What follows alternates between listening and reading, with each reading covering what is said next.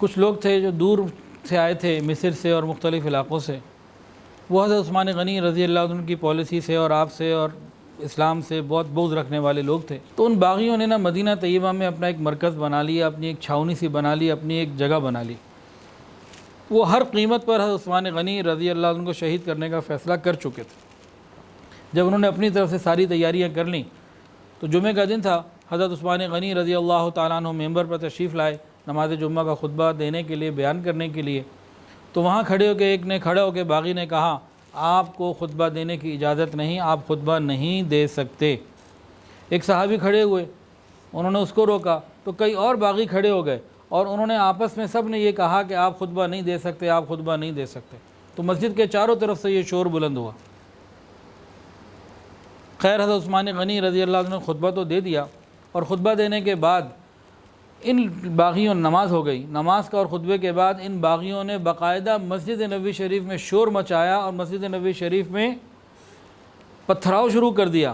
حضرت عثمان غنی رضی اللہ عنہ کے پاس ایک عصا تھا جو عصائے حبیب تھا، حضور پاک صلی اللہ علیہ وسلم کا عصا تھا، اس عصا کو بھی ٹکڑے ٹکڑے کر دیا، اس عصا کے بھی ٹکڑے ہو گئے، اس کا بھی انہوں نے خیال نہیں کیا کہ وہ عصا تھا مبارک جو نبی علیہ السلام کے ہاتھ میں رہا، پھر ابو بکر کے ہاتھ میں رہا، پھر حضرت عمر کے ہاتھ میں رہا، اب حضرت عثمان کے ہاتھ میں تھا، اس کو بھی توڑ دیا۔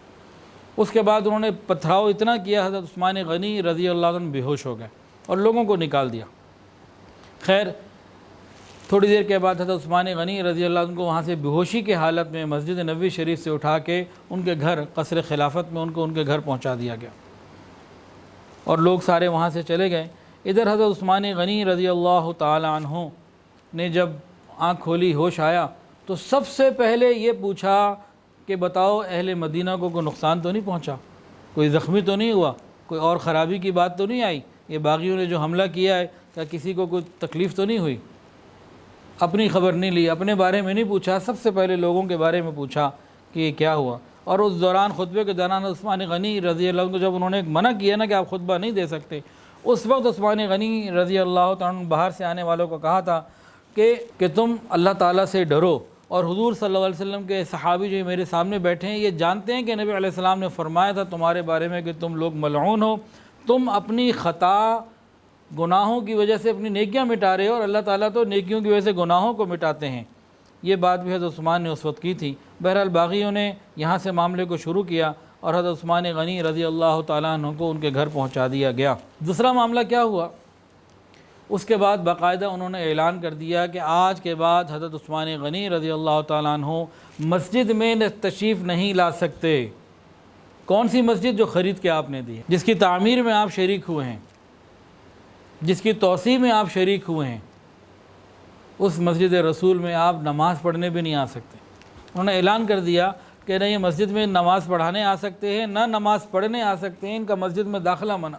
نبی علیہ السلام نے ایک مرتبہ فرمایا تھا، مسجد جب تنگ ہونے لگی، لوگ بڑھے کہ برابر میں جگہ خالی ہے، کوئی خرید کے دے تو اللہ اسے جنت عطا فرمائیں گے۔ حضرت عثمان غنی رضی اللہ تعالیٰ عنہ نے تقریباً 25,000 درہم، اس زمانے کی بڑی رقم تھی، وہ دے کے وہ زمین خرید کے مسجد نبوی کو ہدیہ کر دی، نبی علیہ السلام سے جنت کی بشارت لی تھی۔ تو آج انہیں اس مسجد میں داخل ہونے سے روک دیا گیا جو انہوں نے خرید کے دی، جس کی تعمیر میں، پہلی تعمیر میں، ہر تعمیر میں شریک رہے اور توسیع میں بھی شریک رہے۔ اس کے بعد ان باغیوں نے کیا کیا، حضرت عثمان غنی رضی اللہ عنہ کے گھر کو محصور کر دیا، حصار کر لیا، ان کو گھر میں نظر بند کر دیا، گویا گھر میں قید کر دیا، اور یہ اعلان بھی کر دیا کہ اب آپ اپنے گھر سے بھی باہر نہیں نکل سکتے۔ جب اس قسم کی باتیں ہوئیں تو بہت سے مسلمان حضرت عثمان کے پاس آئے، کہنے لگے آپ حق پر ہیں، یہ باطل پر ہیں، آپ ہمیں حکم دیں، اہل مدینہ کی تعداد بہت زیادہ ہے، یہ باغیوں کی تعداد بہت تھوڑی ہے، ہم ان کی گردنوں کو ابھی اتار دیں گے، ابھی معاملہ ختم ہوگا، آپ ہمیں حکم دیں۔ وہ منع کرتے رہے کہ نہیں، میں اپنے خاطر، وہ تو میری جان لینا چاہتے ہیں اور تو کسی کی جان نہیں لینا چاہتے، تو میں اپنی جان بچانے کی خاطر حرم میں مدینہ میں خون ریزی کی اجازت نہیں دے سکتا۔ اتنے میں حضرت مغیرہ ابن شعبہ رضی اللہ عنہ تشریف لائے اور انہوں نے کہا آپ عوام کے امام ہیں، آپ حق پر ہیں، سب آپ کے ساتھ ہیں۔ تو 3 باتیں ان کو پیش کی۔ ان کا پہلی بات تو یہ ہے، آپ ہمیں حکم دیں، ہم جانیں یہ باغی جانیں، ہماری تعداد بہت بڑی ہے، ہم ان کو ختم کر دیں گے انشاءاللہ، آپ حکم دیں۔ یا پھر دوسری بات یہ قبول کر لیں کہ یہ باہر کے دروازوں پہ راستوں پر تو ہیں، آپ پیچھے سے کوئی ایسی جگہ سے دیوار میں سے دروازہ سا بنا کے نکل جائیں، ہم آپ کو وہاں سواری دے دیں گے اور آپ فوراً وہاں سے جلدی سے مکہ مکرمہ چلے جائیں۔ تو یہ جو باغی لوگ ہیں ہمیں امید ہے کہ مکہ مکرمہ میں قتل و غارت گری نہیں کرنے آئیں گے، آپ وہاں چلے جائیں۔ یا پھر تیسری آپشن یہ ہے کہ آپ اس دروازے کو بنائیں، کسی دروازے کو، وہاں سے خاموشی سے نکلیں اور شام چلے جائیں۔ وہاں حضرت معاویہ رضی اللہ تعالیٰ عنہ ہیں اور دوسرے مسلمان ہیں، ان کو قوت بھی ہے، وہ آپ کی سپورٹ کریں گے، آپ یہاں سے تشریف لے جائیں۔ آپ ان تینوں میں سے کوئی ایک بات قبول کر لیں۔ حضرت عثمان غنی رضی اللہ تعالیٰ عنہ نے حضرت مغیرہ بن شعبہ رضی اللہ تعالیٰ عنہ کی تینوں باتوں کو سنا اور کہا، پہلی بات کہتے ہو کہ یہاں خون ریزی ہو، محرم مدینہ میں خون ریزی نہیں ہو سکتی، میری جان لینا چاہتے ہیں، میری زیادہ جان لیں گے، اس کی میں اجازت نہیں دے سکتا۔ دوسری بات کہ میں مکہ چلا جاؤں، میں مکہ بھی نہیں جاؤں گا، اور میں نے سنا ہے نبی علیہ السلام سے کہ مکہ مکرمہ میں ایک قریشی اہل مکہ پر ظلم کرے گا اور اس کو آدھی دنیا کے برابر عذاب ہوگا، میں وہاں بھی نہیں جاؤں گا۔ اور تیسری بات، شام کہتے ہو، شام چلا جاؤں، میں اپنی اس جگہ کو جو ہجرت کر کے آگے میں نے پسند کی ہے اور حضور صلی اللہ علیہ وسلم کے پڑوس کو چھوڑ کر میں کہیں نہیں جانا چاہتا، میرا جینا مرنا مدینہ طیبہ میں ہی ہے، میں یہاں سے نہیں جاتا۔ یہ مدینہ سے محبت اور نبی علیہ السلام سے ان کی محبت۔ اس کے بعد پھر اگلا معاملہ کیا کیا ان باغیوں نے؟ 40 دن تک یہ محاصرہ رہا، 40 ڈیز۔ پہلے مسجد میں نماز پڑھنے پہ پابندی لگائی، پھر مسجد میں داخل ہونے پہ پابندی لگائی، اس کے بعد گھر میں محصور کر دیا۔ اب اگلا معاملہ انہوں نے یہ کیا کہ آپ کو دانا پانی بھی اب کوئی نہیں پہنچا سکتا۔ اب کوئی شخص کھانا لے کے جانا چاہتا، اس سے لڑتے۔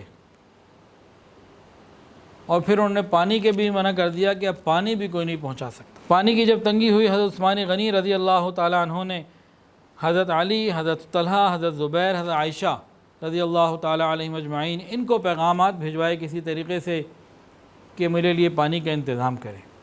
حضرت علی رضی اللہ تعالیٰ نے جیسے ہی پیغام سنا، پانی کا مشکیزہ لیا اور چل پڑے کہ میں جا کے پانی پہنچاؤں۔ لیکن یہ جو باغی تھے درمیان میں آ گئے، شدت کے ساتھ آپ کو روکا، آپ کے ساتھ لڑائی کی اور آپ کو آگے بڑھنے نہیں دیا، وہ مشکیزہ چھین کر پھاڑ دیا، پانی زمین پہ بہا دیا۔ حضرت عثمان کا گھر سامنے، حضرت علی پانی نہ پہنچا سکے۔ جب پانی نہ پہنچا سکے تو حضرت علی رضی اللہ تعالیٰ عنہ نے اپنا عمامہ جو پگڑی ہے وہ اتاری اور اچھال کے حضرت عثمان غنی رضی اللہ تعالیٰ عنہ کے گھر کے اندر پھینک دی کہ عثمان کو یقین آ جائے کہ علی نے کوشش تو پوری کر لی، جتنی وہ کوشش کر سکتا تھا وہ کوشش تو کر لی۔ اور حضرت علی رضی اللہ تعالیٰ عنہ نے غصے کے عالم میں ان باغیوں سے بھی فرمایا کہ تم کیا کر رہے ہو؟ یہ تو نہ مسلمانوں کا دستور ہے نہ کافروں کا، کافر بھی اپنے قیدی کو کھانا پینے سے نہیں روکتے، یہ تم کیا کر رہے ہو؟ اور تم کیسے حلال سمجھتے ہو حضرت عثمان کے محاصرے کو اور ان کے قتل کے درپیو؟ اس بات کو تم کیسے حلال سمجھ لیتے ہو؟ بہرحال ان لوگوں کے اوپر نہ کوئی اثر ہونا تھا نہ ہوا، اور حضرت علی رضی اللہ تعالیٰ عنہ واپس تشریف لے آئے۔ اور حضرت عثمان غنی رضی اللہ تعالیٰ عنہ بھوکے بھی ہیں، پیاسے بھی ہیں۔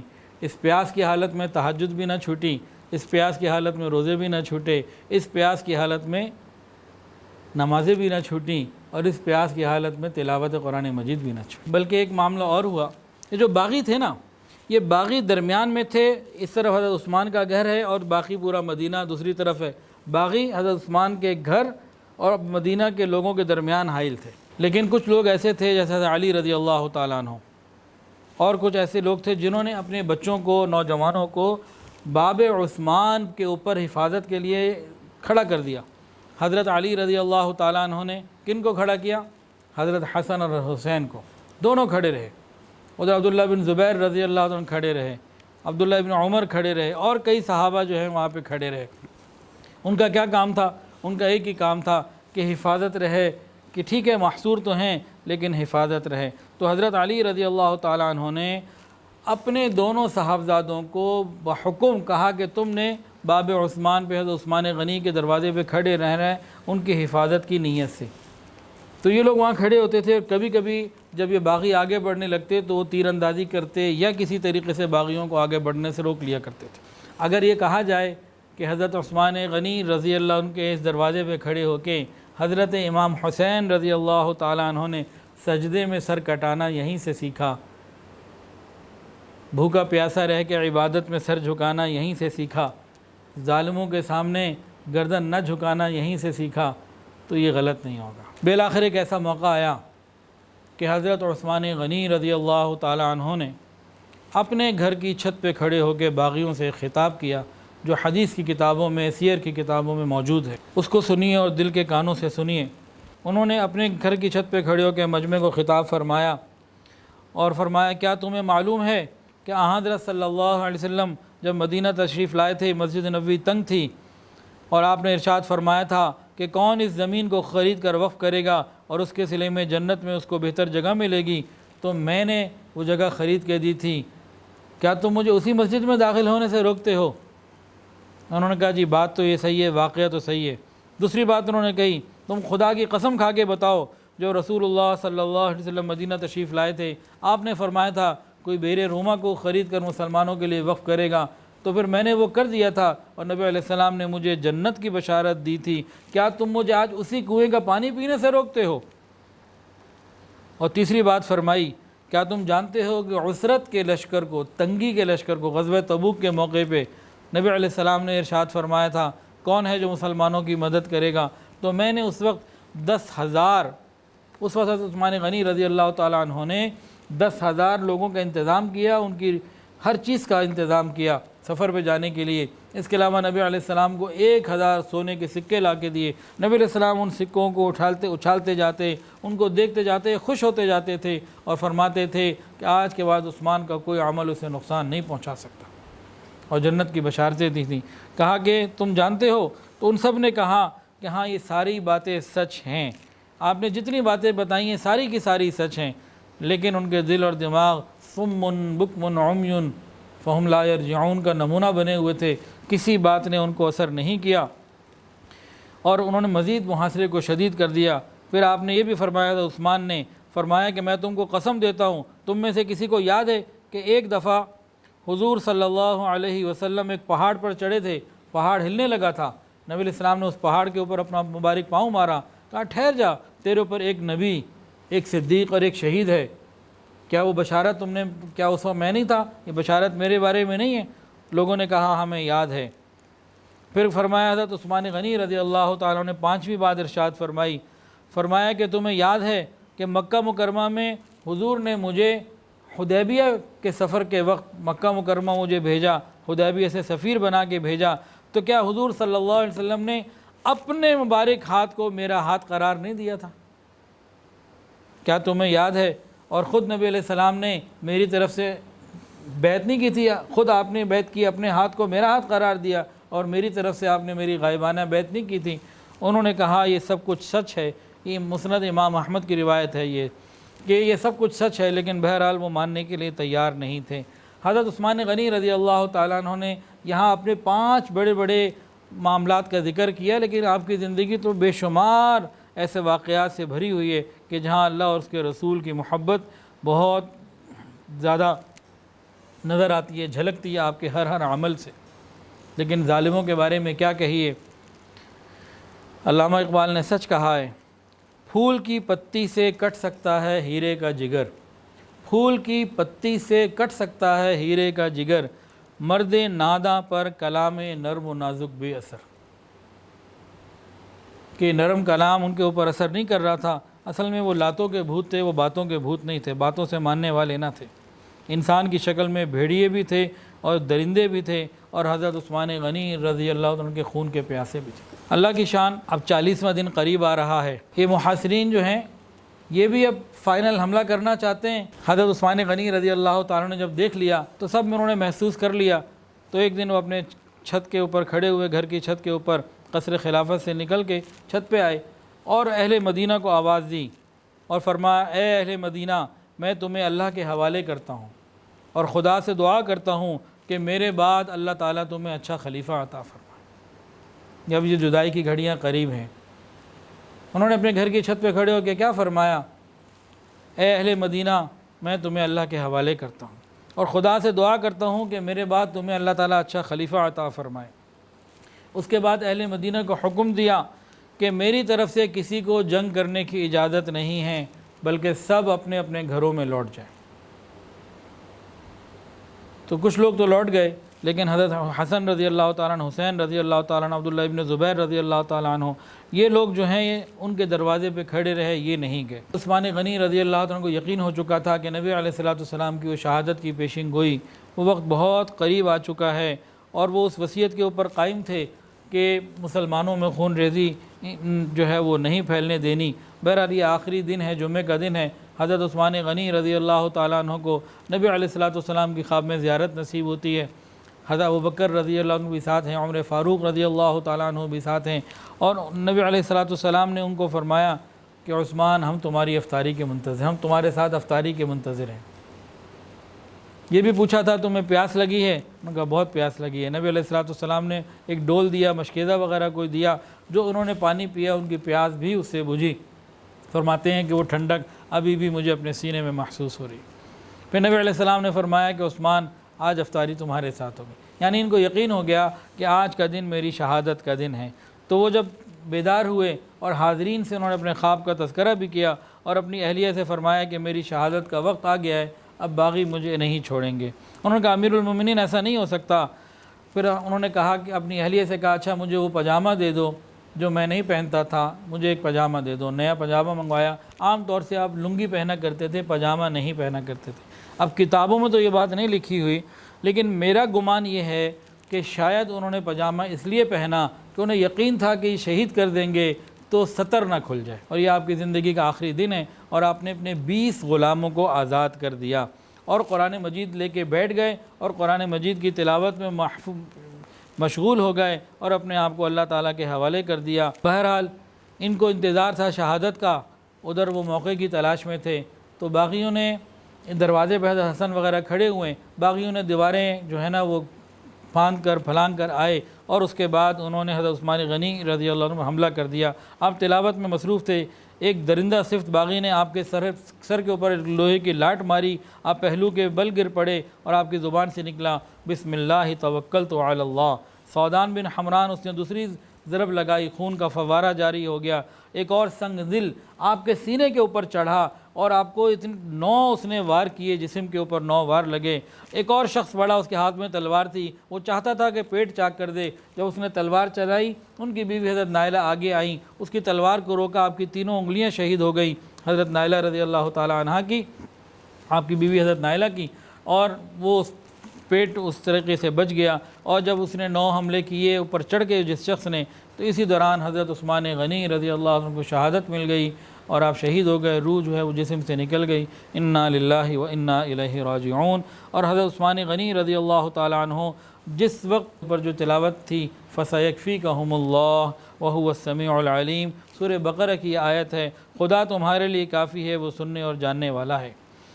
امام ابن جریر طبری رحمۃ اللہ علیہ فرماتے ہیں، لکھتے ہیں کہ قاتل بدبخت نے جب آپ پر حملہ کیا، آپ کے اگلے دانت ٹوٹ گئے اور خون کا فوارہ نکلا، اور قرآن مجید بھی جو سامنے رکھا ہوا تھا وہ بھی رنگین ہو گیا، اور اسی آیت کے حصے کے اوپر فَسَيَكْفِيكَهُمُ اللَّهُ وَهُوَ السَّمِيعُ الْعَلِيمُ آپ کا مبارک خون بھی گرا۔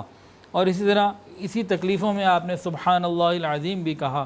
تو 3 کلمات سبحان اللہ العظیم، فَسَيَكْفِيكَهُمُ اللَّهُ اور بسم اللہ توکلت علی اللہ، یہ آپ نے جو ہیں وہ اس وقت بیان کیے۔ تو بہرحال حضرت عثمان غنی رضی اللہ تعالیٰ عنہ کے لیے اللہ واقعی کافی ہو گیا۔ کسی نے کیا خوب لکھا ہے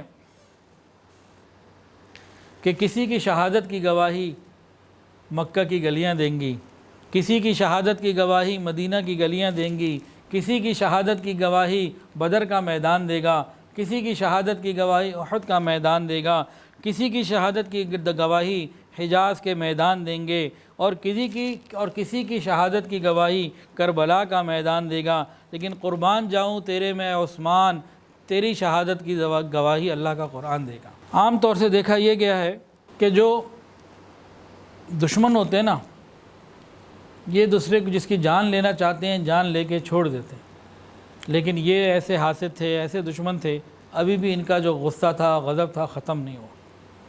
خیر، جب وہ شہید ہو چکے، حضرت نائلہ جو تھیں وہ اپنے گھر کی چھت پہ کھڑی ہوئیں، اور انہوں نے پھر یہ لوگوں میں، مدینہ والوں میں اعلان کر دیا کہ لوگوں تمہارے خلیفہ کو باغیوں نے شہید کر دیا۔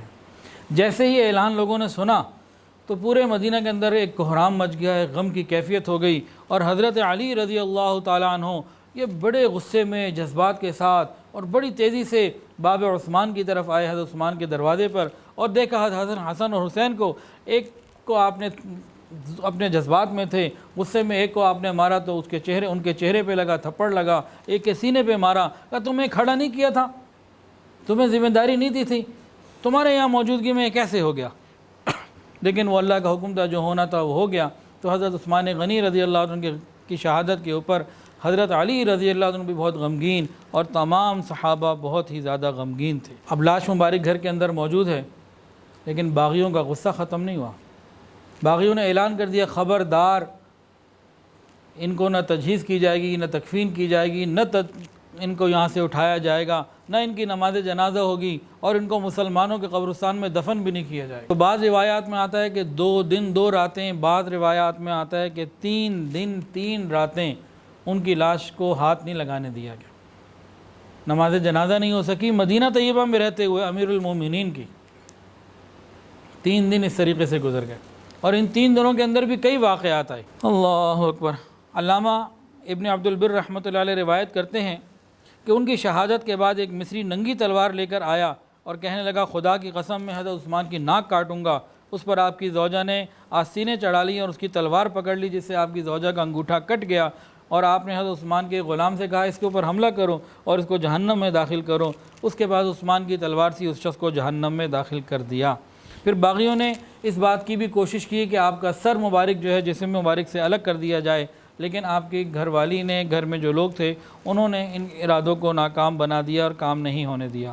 اسی طرح ایک ایسا باغی تھا عامر ابن ضابی، وہ آیا تو تھا حضرت عثمان غنی کی زیارت کے بہانے، آیا، قریب آ کر آپ کی پسلی کے اوپر وار کر کے پسلی کو توڑ دیا۔ تو جو 2 یا 3 دن جو ایسے گزرے، اس میں ایک بدبخت نے آ کے پسلی توڑی، ایک نے آ کے تھپڑ مارا، اور ایک نے آ کے سر اتارنے کی کوشش کی۔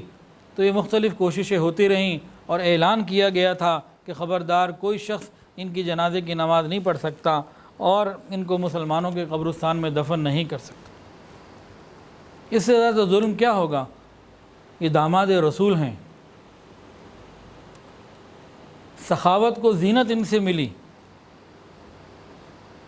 لفظ سخاوت ان کی وجہ سے مشہور ہوا، اس کو عزت اور زینت ان کی وجہ سے ملی، اور مسلمانوں کے لیے کتنے کتنے انہوں نے کام کیے، اور اپنے ہی گھر میں، اپنے ہی شہر میں آج اس طرح بے دردی سے شہید کر دیے گئے، اور اب جنازہ اٹھانے کی بھی یہ ظالم اجازت نہیں دیتے۔ 3 دن گزر گئے، اس کے بعد کیا ہوا؟ اللہ کا عرش بھی ہلا ہوگا، میرا گمان ہے کہ اس واقعے سے ہلا ہوگا۔ ام المؤمنین ام حبیبہ رضی اللہ تعالی عنہ، وہ اپنے مسجد نبوی شریف کے دروازے پر آ کے کھڑی ہو گئیں، اور انہوں نے کہا کہ میں تمہیں وارننگ دیتی ہوں، میں حضور صلی اللہ علیہ وسلم کی بیوی ہوں، امت کی ماں ہوں، تم سب کی ماں ہوں، یا تو عثمان غنی رضی اللہ عنہ کا جنازہ اٹھا کر دفن کرنے کی اجازت دے دو، ورنہ پھر میں بے حجابانہ باہر آؤں گی اور تمہارے مقابلے پر آ کر ان کی تجہیز و تکفین کے سارے کام میں خود انجام دوں گی۔ جب انہوں نے اس قسم کی بات کی تو باغیوں کے دل بھی اس وقت ذرا دہل گئے اور رک گئے، وہ کچھ کر نہ سکے۔ اور ام المؤمنین یہ کون ہے؟ ام حبیبہ رضی اللہ تعالی عنہ حضرت معاویہ رضی اللہ عنہ کی بہن ہیں، اور ابو سفیان رضی اللہ عنہ کی بیٹی ہیں، رسول اللہ صلی اللہ علیہ وسلم کی زوجہ ہیں۔ آپ کے اس عمل کے بعد پھر باغیوں نے تھوڑی سی جو ہے وہ ریلیکسیشن دی، اور رات کی تنہائی میں چند لوگوں نے ام المؤمنین کا جنازہ اٹھایا، اور باغیوں نے ایک اور اعلان کر دیا تھا، ان کو بقیع میں دفن نہیں ہونے دیا جائے گا۔ وہ جنت البقیع جہاں 10,000 صحابہ مدفون ہیں، ان کو جنت البقیع میں دفن نہیں ہونے دیا جائے گا، اور نہیں ہونے دیا گیا۔ اس وقت جنت البقیع چھوٹا تھا، آج بڑا ہے۔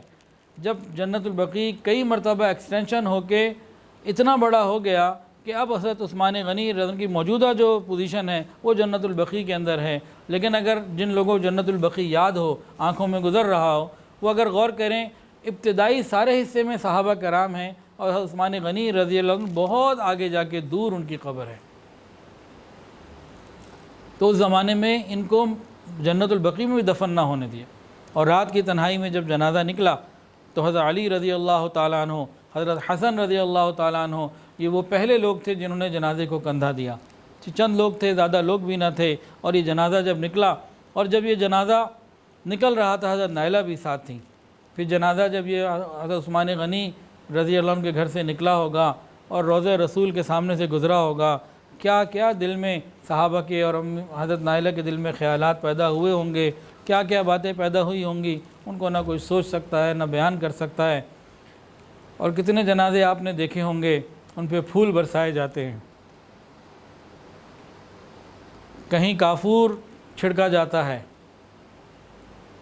یہ امام مظلوم کا جنازہ ہے, باغیوں نے پتھر برسائے, مختلف چھتوں پہ کھڑے ہو گئے, جنازہ گزر رہا تھا, وہ اوپر سے پتھر برسا رہے ہیں. اور بالآخر حضرت عثمان غنی رضی اللہ تعالیٰ عنہ کو جنت البقیع کے اندر جو ہے وہ دفن کر دیا گیا. ویڈیو کے نیچے سبسکرائب کے بٹن پہ کلک کریں, بیل کے آئیکن پہ کلک کیجئے تاکہ ہر نئی ویڈیو کی نوٹیفیکیشن آپ کو مل جائے.